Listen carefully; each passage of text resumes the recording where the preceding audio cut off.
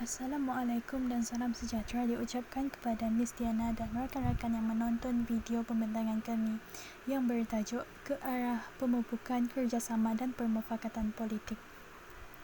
Video pembentangan kami terdapat 6 bahagian, iaitu pendahuluan, diikuti dengan 4 subtopik dan diakhiri dengan kesimpulan. Bagi pendahuluan, selepas zaman pendudukan Jepun, kesedaran wujud dalam kalangan pemimpin kaum dan pihak pentadbiran tentang penting dan perlunya kerjasama antara etnik dalam perkembangan politik kerana Malaysia dibentuk oleh penduduk pelbagai etnik. Dengan itu, usaha ke arah memupuk kerjasama dan permufakatan politik antara etnik mula dilakukan dengan penubuhan beberapa buah pertubuhan separa politik dan parti politik. Untuk tujuan itu, Jawatankuasa Perhubungan Kaum Communities Liaison Committee CLC, Independence of Malaya Party IMP dan Parti Negara PN, Malayan Chinese Association MCA sehingga Perikatan UMNO MCA MIC telah ditubuhkan. Jawatankuasa Perhubungan Kaum Communities Liaison Committee CLC ditubuhkan pada Januari 1949 oleh Datuk Onn Jaafar dan Malcolm McDonald, iaitu Governor General British di Asia Tenggara. Matlamat penubuhan CLC adalah untuk mewujudkan persefahaman dan kerjasama yang lebih baik dalam kalangan pelbagai etnik di Tanah Melayu. Malcolm McDonald ialah merupakan penasihat dan pegawai perantara CLC dengan kerajaan British. Mengapakah CLC merupakan pertubuhan separa politik? CLC merupakan pertubuhan separa politik kerana perkembangan CLC adalah di bawah pengawasan British melalui kehadiran Malcolm McDonald dalam setiap perjumpaan CLC. Sepanjang kewujudan CLC ini, terdapat pelbagai isu kontroversi yang dibangkitkan dan sebuah perjumpaan telah diadakan di Johor, Pulau Pinang dan Selangor serta Singapura supaya dapat membincangkan cara untuk mencapai matlamat yang telah ditetapkan oleh CLC. Jadi isu yang dibincangkan yang pertama ialah isu pendidikan. CLC bersepakat bahawa pendidikan bukan bercorak perkauman dengan menggunakan bahasa Inggeris dan bahasa Melayu sebagai bahasa perantara di dalam mata pelajaran. Dan isu yang kedua ialah isu kerakyatan, di mana CLC bersetuju bahawa hak kerakyatan berdasarkan prinsip Jusoli harus diperluaskan bukan sahaja untuk kaum Melayu, malah untuk kaum bukan Melayu juga yang lahir di Tanah Melayu dan Singapura.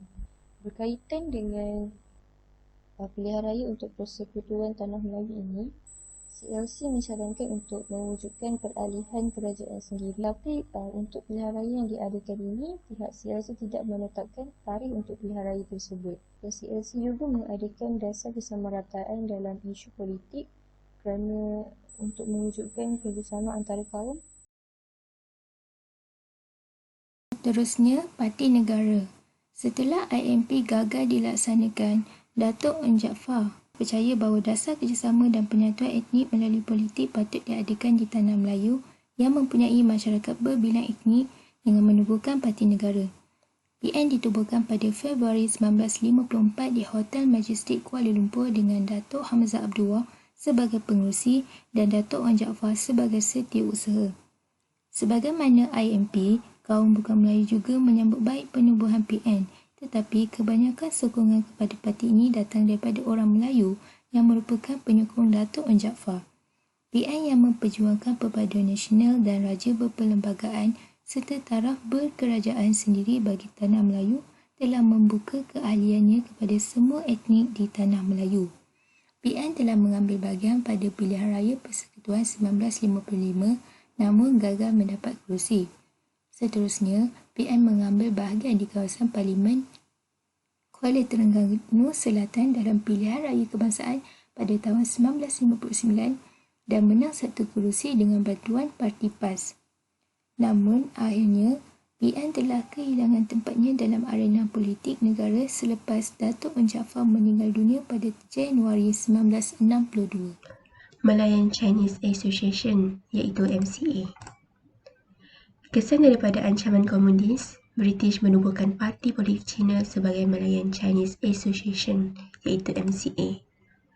MCA ditubuhkan pada 27 Februari 1949 di bawah pimpinan Tun Tan Cheng Lock.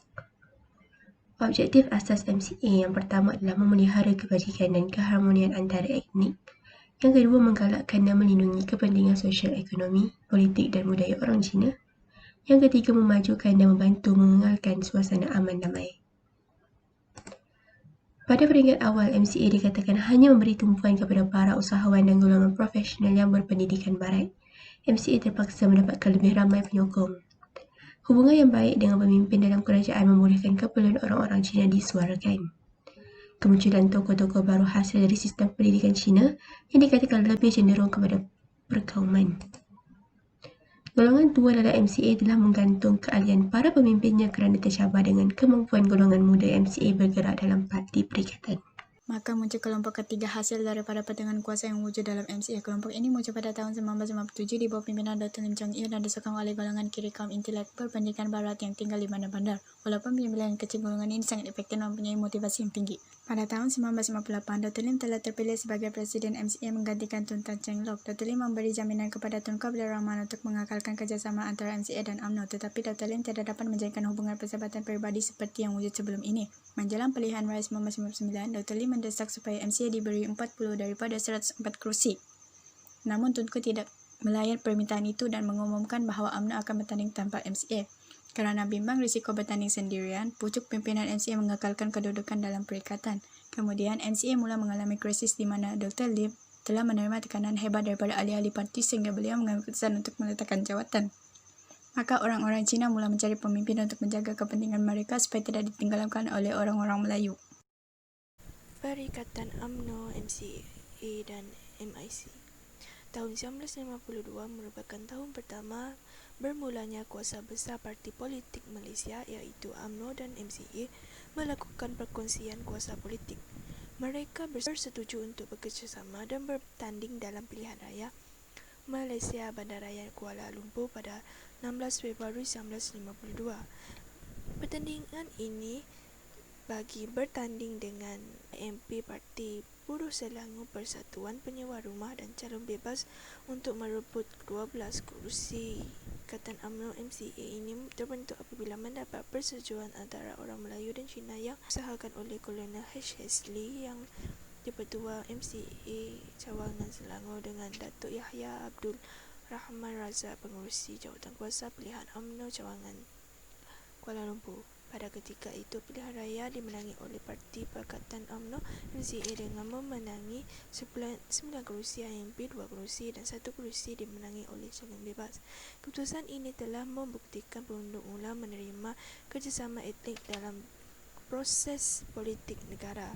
Oleh sebab itu, Malayan Indian Congress MIC menyertai pakatan dan bekerjasama dalam membentuk sebuah bangsa bersatu serta memperjuangkan kemerdekaan tanah Melayu.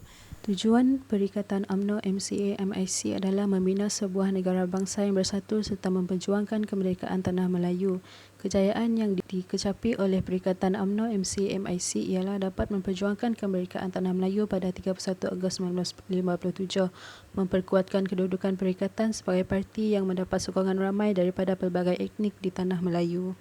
Populariti Perikatan terbukti dalam pilihan raya yang diadakan pada tahun 1959 dengan memenangi 74 daripada 104 kerusi yang dipertandingkan, 89 daripada 104 kerusi dalam pilihan raya pada tahun 1964 dan 67 daripada 103 kerusi per 5 dalam pilihan raya pada tahun 1969. Saya akan mengakhiri video pembentangan kami dengan kesimpulan daripada subtopik ini. Pengalaman lalu membuktikan bahawa negara kita berjaya mengukir kejayaan dalam pelbagai bidang dan mencapai perpaduan kerana rakyat pelbagai kaum bersedia untuk menjalin kerjasama, berkongsi kuasa dan permufakatan dari segi politik.